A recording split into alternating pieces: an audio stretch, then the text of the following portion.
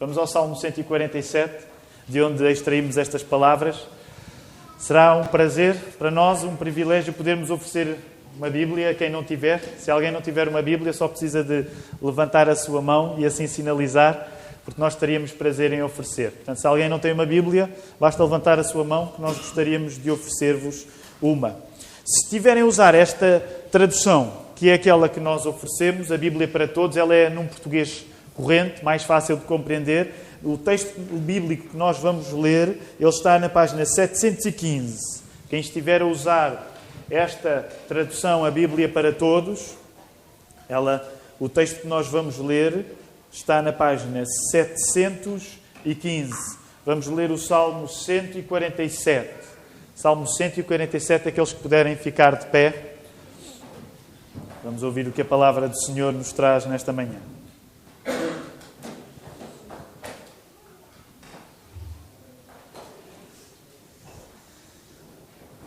Louvai ao Senhor, porque é bom e amável cantar louvores ao nosso Deus. Fica-lhe bem o cântico de louvor. O Senhor edifica Jerusalém e congrega os dispersos de Israel, sara-os de coração quebrantado e lhes pensa as feridas. Conta o número das estrelas, chamando-as todas pelo seu nome. Grande é o Senhor nosso e muito poderoso. O seu entendimento não se pode medir. O Senhor ampara os humildes e dá com os ímpios em terra. Cantai ao Senhor com ações de graças, entoai louvores ao som da harpa, ao nosso Deus, que cobre de nuvens os céus, prepara a chuva para a terra, faz brotar nos montes a erva e dá o alimento aos animais e aos filhos dos corvos quando clamam. Não faz caso da força do cavalo, nem se compraz nos músculos do guerreiro. Agrada-se o Senhor dos que o temem e dos que esperam na sua misericórdia. Louva Jerusalém ao Senhor, louva Sião ao teu Deus. Pois Ele reforçou as trancas das tuas portas e abençoou os teus filhos dentro de ti. Estabeleceu a paz nas tuas fronteiras e te farta com o melhor do trigo. Ele envia as suas ordens à terra e a sua palavra corre velozmente. Dá a neve como lã e espalha a geada como cinza. Ele arroja o seu gelo em migalhas. Quem resiste ao seu frio? Manda a sua palavra e o derrete. Faz soprar o vento e as águas correm. Mostra a tua palavra a Jacó, as suas leis e os seus preceitos a Israel. Não fez assim a nenhuma outra nação. Todas ignoram os seus preceitos. Aleluia. Podemos ficar sentados.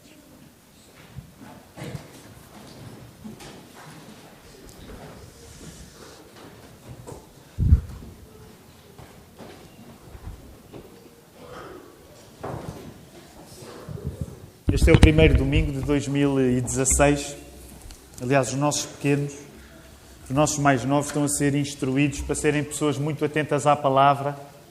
Então, quando estávamos a começar o nosso serviço de culto, um dos nossos mais novos veio logo ter comigo a dar-nos de volta aquilo que lhes damos a ele. Não é? Eles estão a ser educados para serem atentos à palavra, para ser leitores atentos e por aí fora. Então, um dos mais novos veio ter comigo a dizer: este boletim está errado. Vê lá, 3 de janeiro de 2015. E de facto é 3 de janeiro de 2016. Portanto, nós estamos a habituar os nossos pequeninos a serem atentos e eles, vêm ter connosco a assinalar os erros do boletim. É o primeiro domingo de 2016. Eu não sei se alguns pensam nisto, mas alguns de nós, eu sei, que já passaram por circunstâncias na vida onde pensaram, de certeza que a 2016 não chego. E às vezes não é preciso ser pessoas mais velhas, que já passaram por momentos onde, por exemplo, a saúde passou por uma dificuldade tal que a pessoa pensou, não chega a 2016. Às vezes alguns dos mais novos já apanharam sustos na sua vida que nunca pensaram que chegassem em 2016. Mas aqui estamos, Deus é muito bom. E estamos aqui em janeiro de 2016. Mais um ano que temos pela frente. Ora, uma das tradições interessantes da nossa igreja, da segunda Igreja Batista de Lisboa, nós chamamos a Igreja da Lapa, é que, à semelhança de outras igrejas evangélicas em Portugal, tem o serviço de culto da passagem de ano. E então, nesse serviço de culto da passagem de ano, geralmente comemos juntos antes, foi o que fizemos, éramos quase meia centena de pessoas, éramos 40 e muitos. E então estivemos juntos. Alguns, aqueles que estavam cá, já se cumprimentaram uns aos outros, os outros ainda não se cumprimentaram. E hoje vou dar apenas mais uns segundos para nós podermos cumprimentar uns aos outros e, sobretudo, dar desejar um ano abençoado. Portanto, agora, sobretudo aqueles que nos visitam, também vamos cumprimentá-los e desejar que eles sejam bem-vindos. Tem alguns segundos para se levantarem e podemos cumprimentar, desejar um bom ano uns aos outros.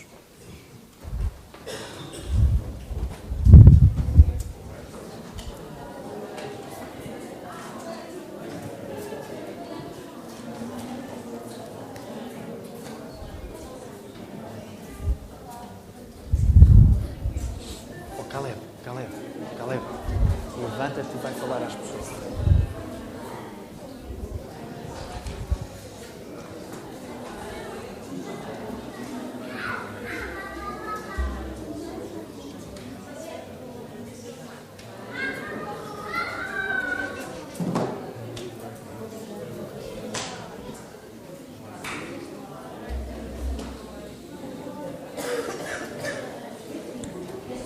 Esta também é aquela ocasião onde nós aproveitamos, onde o marido da família aproveita este momento onde nos cumprimentamos uns aos outros, aproveita e cumprimenta a sua esposa, a quem ainda não dirigiu a palavra nesta manhã, e vice-versa. Eu hoje não posso fazer, a Ruth não está muito bem, ela ficou em casa, está um pouco adoentada, portanto não posso cumprimentar a minha mulher, mas é um dos hábitos. Esta é a razão verdadeira pela qual nós somos uma igreja que manda cumprimentar as pessoas, que é para os maridos cumprimentarem as suas esposas que ainda não fizeram. Não necessariamente. Ora, o Salmo 147 nós acabámos de ler, faz parte de uma coleção de hinos que está no final do Saltério. O que é o Saltério? O Saltério é aquilo que nós chamamos ao conjunto de todos os Salmos, o livro dos Salmos. Podemos chamar Saltério ao livro dos Salmos. Se formos um bocadinho atrás, e desafio-vos a poderem fazer isso, a folhearem as vossas Bíblias, é uma das coisas que nós gostamos de fazer durante o nosso tempo de culto, folhear as nossas Bíblias. Se forem um bocadinho atrás, vão chegar ao Salmo 145. Olhem lá para o Salmo 145. O Salmo 145, Salmo 146, Salmo 147, Salmo 148, Salmo 149, Salmo 150... São os últimos 6 livros do livro dos Salmos e são salmos que trazem uma componente de celebração. Isto quer dizer que o livro dos Salmos termina com uma componente de festa. Se repararem, não no Salmo 145, mas a partir do Salmo 146, reparam que todos os salmos terminam com uma palavra. Que palavra é essa?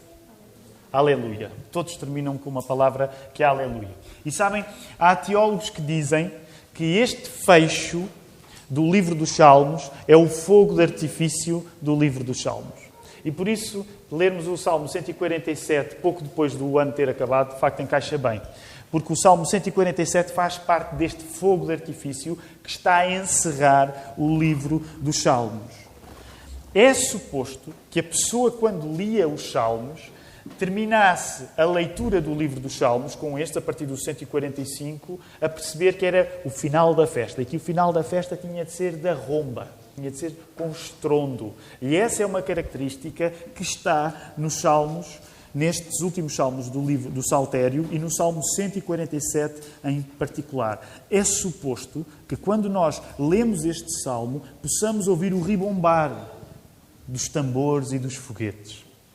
Isto é fácil de imaginar para alguns, por exemplo, que aqueles que estavam no serviço de culto da passagem de ano, porque uma das coisas curiosas de passar o ano em oração é aquele exercício onde nós estamos na igreja a orar e sabemos que assim que passar para o primeiro segundo do ano vai haver barulho.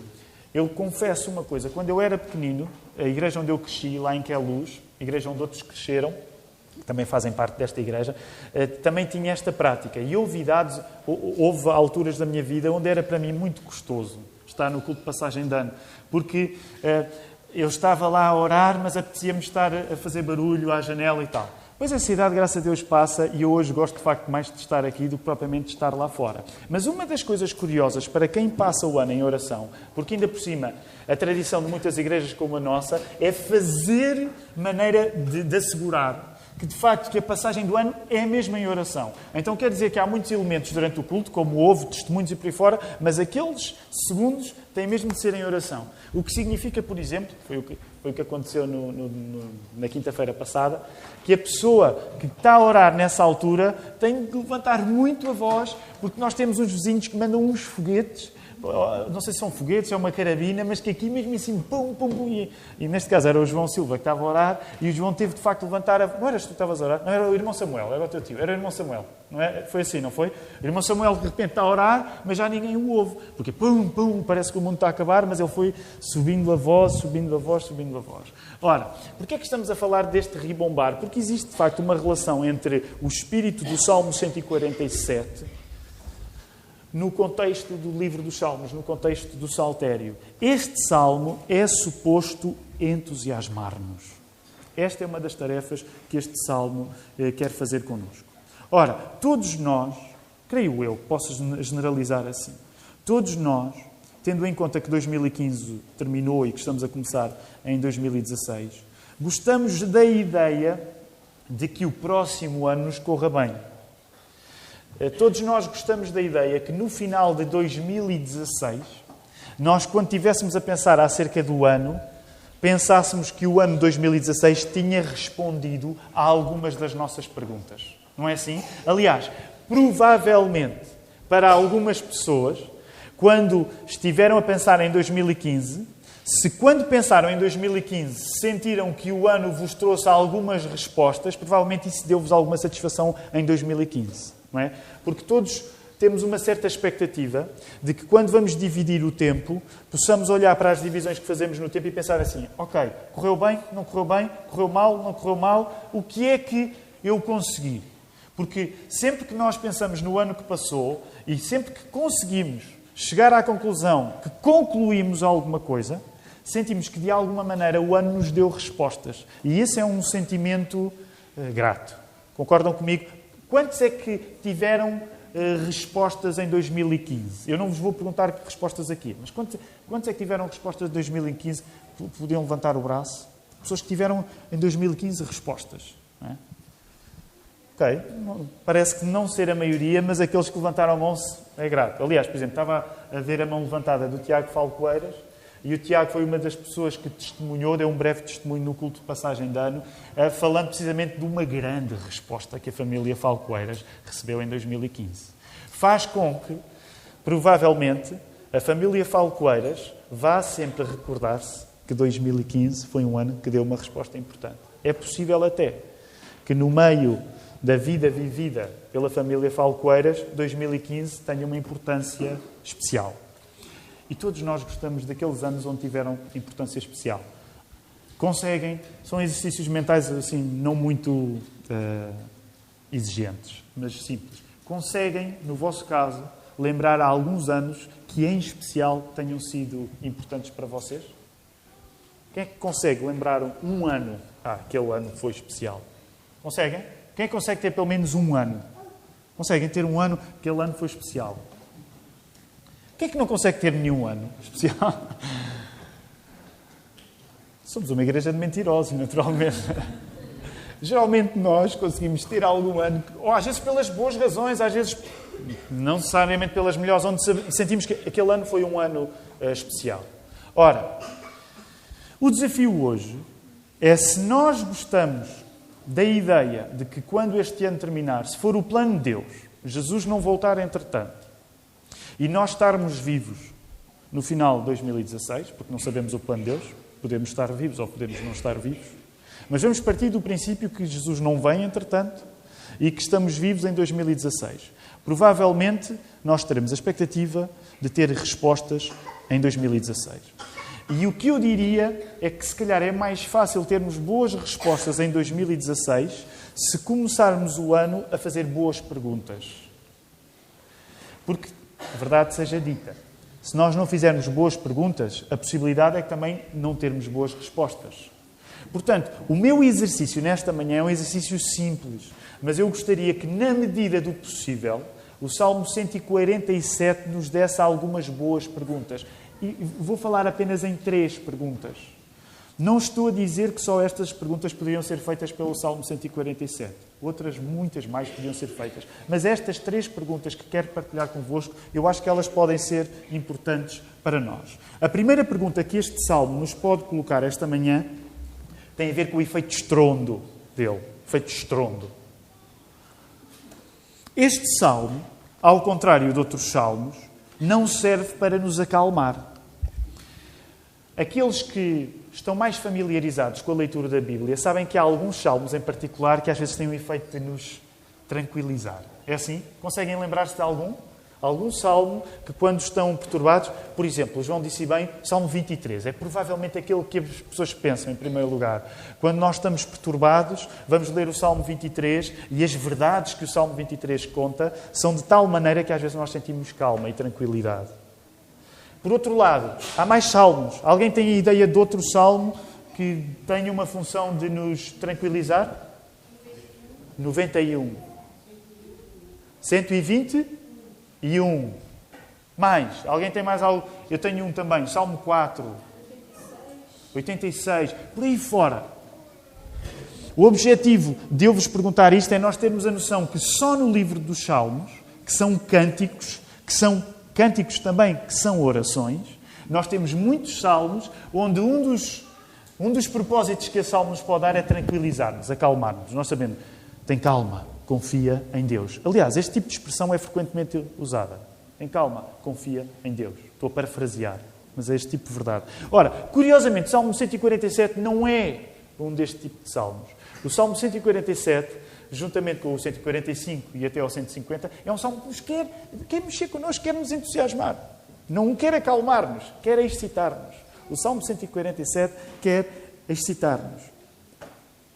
Logo, uma das perguntas que eu vos quero fazer tem a ver com esta excitação que o salmo nos quer dar. Neste espírito de entusiasmo, a primeira pergunta que o salmo nos pode fazer é esta. Aliás, antes de fazer a pergunta, deixem-me só dar rapidamente esta ideia. O Salmo 147, na sua grande excitação, ele está-nos a querer dizer uma coisa, que é, nós temos de nos esforçar para não ouvirmos o hino que a natureza canta ao Criador. Esta é uma das conclusões que nós tiramos quando lemos este Salmo.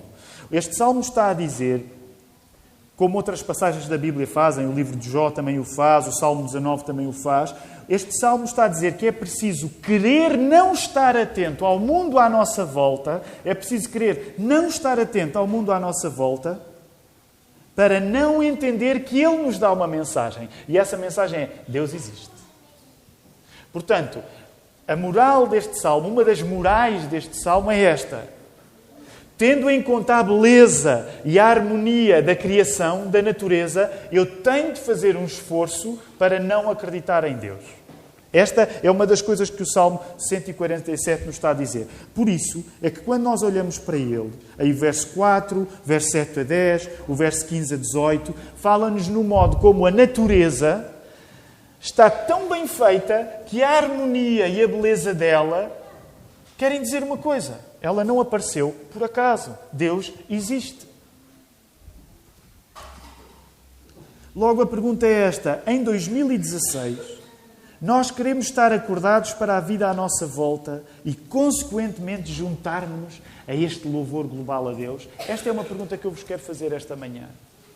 Tendo em conta que a natureza à nossa volta conspira para esta grande festa de louvor a Deus, eu quero passar o meu ano 2016 a dormir para o louvor a Deus. Eu quero permitir que em 2016 a vida me passe à frente, porque eu não me estou a juntar a esta grande festa que é o louvor ao Criador. Deixa-me colocar isto de uma maneira, se calhar, até um bocadinho menos simpática. Se toda a criação à nossa volta, como o Salmo 147 nos diz, nos está a acordar, a entusiasmar, a excitar para nos juntarmos ao louvor a Deus, será que eu quero continuar a dormir e dedicar-me a coisas mais pequenas e insignificantes do que essa, que é o louvor a Deus? Por isso é que o louvor a Deus é uma coisa tão importante. Por isso é que o livro dos Salmos termina no seu ponto ômega, o seu final. O ponto ômega do livro dos Salmos é louvor a Deus. Não faria sentido nenhum que o livro de canto e oração dos judeus terminasse de outra maneira, senão a dizer Aleluia.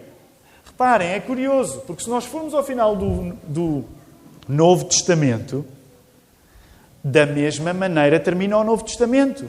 A dizer, Maranata, Jesus Cristo, vem, tu tens de vir porque nós queremos louvar-te.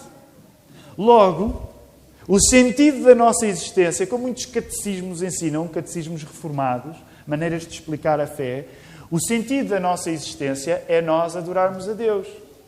Porque é para isso que Deus nos criou. E sabem porquê que é importante um cristão ter prazer em louvar a Deus? Porque ele vai passar uma eternidade a fazê-lo. Se louvar a Deus para nós for uma grande seca, o céu para nós vai ser uma grande seca. Se louvar a Deus para mim for uma grande chatice, na verdade eu não vou querer estar com Deus toda a eternidade, porque eu vou-me cansar de o louvar. Isto significa que querer louvar a Deus é um dos traços de caráter fundamentais de um cristão. O que é que um cristão quer? Para que é que um cristão vive? Para louvar a Deus. E por isso é que nós devemos ver como privilégio, em 2016, a oportunidade de estarmos juntos nesta casa de oração e de estarmos sempre prontos para louvar. Isto não significa que é sempre fácil louvar a Deus, porque há momentos de tristeza. Sabem como é que nós sabemos? Lendo os Salmos. Os Salmos não escondem os momentos de tristeza. Mas os Salmos também nos ensinam que até nos momentos de tristeza, sabem qual é o melhor consolo que nós temos? Sabem qual é o melhor conforto que nós temos? É louvar a Deus. Logo, a primeira pergunta que eu vos gostaria de fazer esta manhã é: eu quero estar acordado para a vida como ela é e juntar-me a esse louvor global a Deus, ou eu vou dedicar-me a coisas mais insignificantes? E permitam-me dizer isto, porque são coisas mais insignificantes. Nós podemos ter objetivos muito louváveis de vida, como o emprego que nós temos, a carreira que estamos a seguir, as paixões que temos, e não são coisas más, não me entendam mal, eu não estou a dizer que as outras coisas são más. Sabem porque é que elas não são coisas más? Porque são coisas que Deus criou. Agora, se nós fizermos de qualquer outra coisa que não o louvor a Deus, o sentido da nossa vida, nós estamos a viver para bagatelas. Se eu fizer de uma outra coisa que não o louvor a Deus, a razão de eu existir, não levem a mal, mas estou a viver para uma ninharia. O truque é este, não é um truque, o segredo é este. Quando eu vivo para o louvor a Deus, então todas as outras coisas podem ter o valor certo. E eu posso trabalhar, eu posso construir uma carreira, posso construir uma família, posso fazer aquilo que Deus me permite, e isso não é errado. Mas porquê? Porque, em primeiro lugar, eu vivo para o louvor a Deus. Agora, se eu tiro Deus da equação e vivo para qualquer outra coisa, eu estou a viver para uma bagatela, para uma ninharia. E reparem, isto não é só um desafio para quem não acredita em Deus. Isto é um desafio, sobretudo, que eu hoje quero estender-vos a vocês, maioria de nós, que acredita em Deus. Há maneiras que nós temos de viver que, acreditando em Deus, estamos a viver para bagatelas, em que colocamos o trabalho à frente de Deus, colocamos até às vezes a família de uma maneira errada à frente de Deus, colocamos coisas que, sendo boas, não podem estar à frente de Deus. E acabamos a viver para bagatelas, quando toda a criação à nossa volta nos está a dizer assim: acorda, acorda, acorda. Tens de louvar a Deus. Segunda pergunta que quero fazer esta manhã tem a ver com a personalidade de quem é louvado pelo Salmo 147. Quem é que está a ser louvado pelo Salmo 147? Fácil. Quem é que está a ser louvado pelo Salmo 147? Com convicção. Quem é que está a ser louvado pelo Salmo 147? É Deus. O Senhor está a ser louvado pelo Salmo 147. Ora, há aqui um traço de caráter que é importante nós compreendermos. Até porque a primeira pergunta eu coloquei de uma maneira, se calhar, um pouco hostil. E eu agora quero apontar para uma verdade que não é assim tão hostil. O verso 11, reparem o verso 11. O que é que diz o verso 11? Deus agrada-se dos que o temem e dos que esperam na sua misericórdia. O que é que isto quer dizer? Isto quer dizer que a nossa fé em Deus provoca coisas em Deus. Vejam bem. Não é extraordinário? A nossa fé em Deus provoca coisas em Deus. A nossa fé em Deus, fé das criaturas, provoca sentimentos no Criador. Isto é uma das coisas que não se consegue explicar na Bíblia. Que Deus, sendo tão superior a nós, no entanto, seja sensível a nós que somos criaturas. Mas é isso que a Bíblia nos está a querer dizer. Deus reage ao modo como nós reagimos a Deus. Deus reage ao modo como nós reagimos a Deus. O que é que isto quer dizer? Isto leva-nos a esta pergunta. A segunda pergunta que eu quero fazer é esta.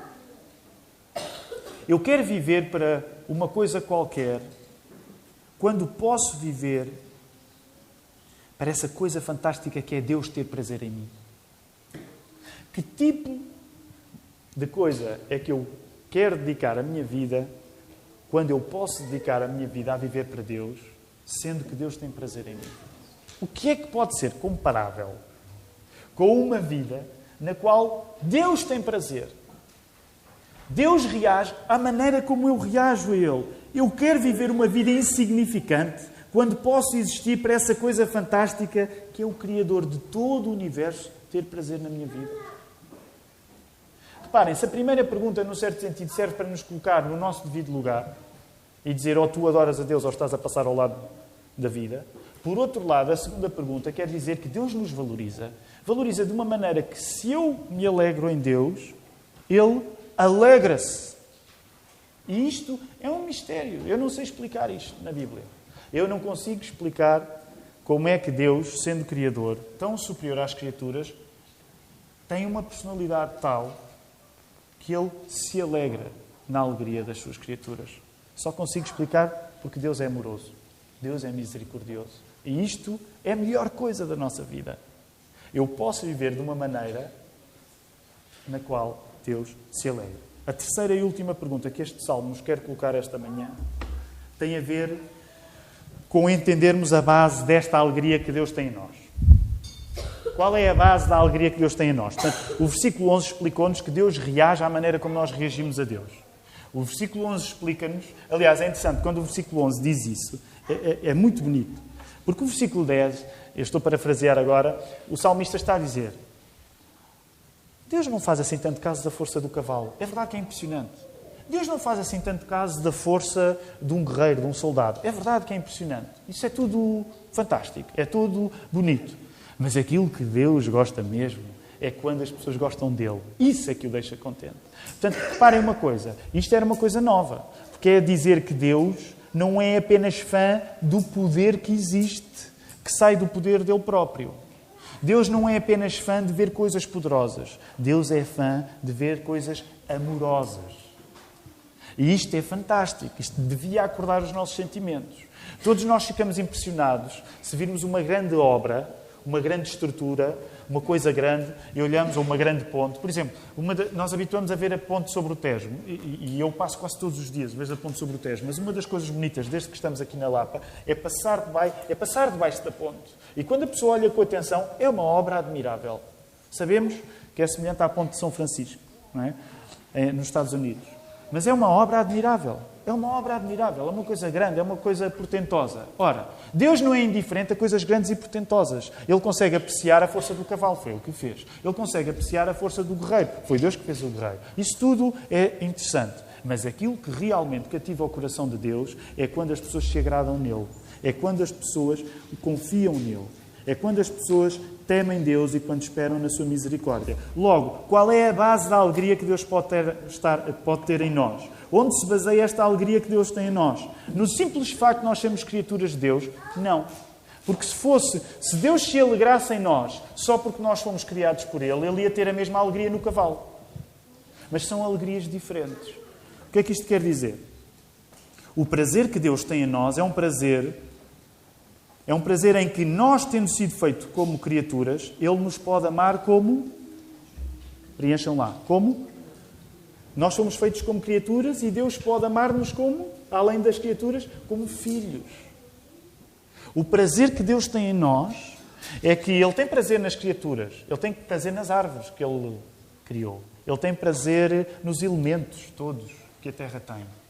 Mas Ele olha para os homens e Ele pode tornar-nos filhos. E como Ele pode tornar-nos filhos, Ele passa a ter um amor especial por nós que podemos ser filhos de Deus. Deus pode amar-nos como filhos como?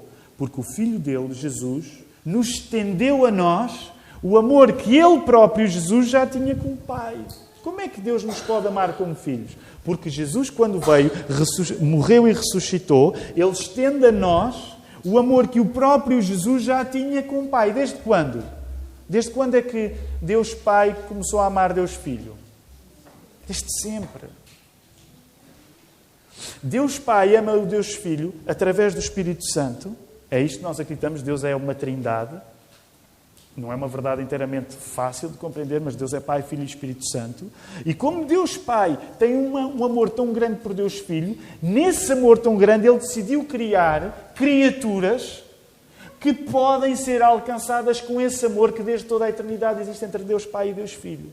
É por isso que nós lemos hoje um texto maravilhoso. Eu não sei se repararam, mas quando lemos aí no capítulo 1 de João, mas a todos quanto o receberam, receberam quem? Está a falar de quem?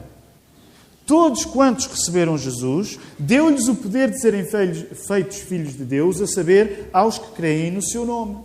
É esta a base do amor que Deus pode ter por nós. É esta a base da alegria que Deus pode ter por nós. Não é pelo facto de nós, pura e simplesmente, sermos criaturas.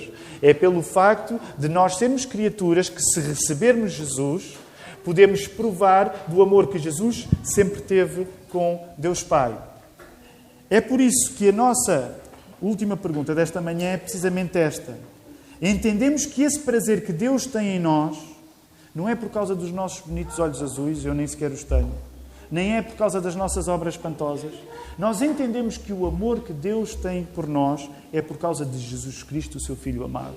Esta era a terceira pergunta que eu vos queria deixar no início de 2016. Tu entendes que a razão pela qual Deus te pode amar é por causa de Jesus Cristo? Tu entendes que aquilo que te pode permitir passar de simples criatura de Deus para filho de Deus é o amor de Jesus Cristo? Esta é uma pergunta que deves fazer no início de 2016. Para que no final de 2016 algumas das melhores respostas possam ser consequência de Deus ter respondido a estas perguntas. Que o Senhor nos ajude.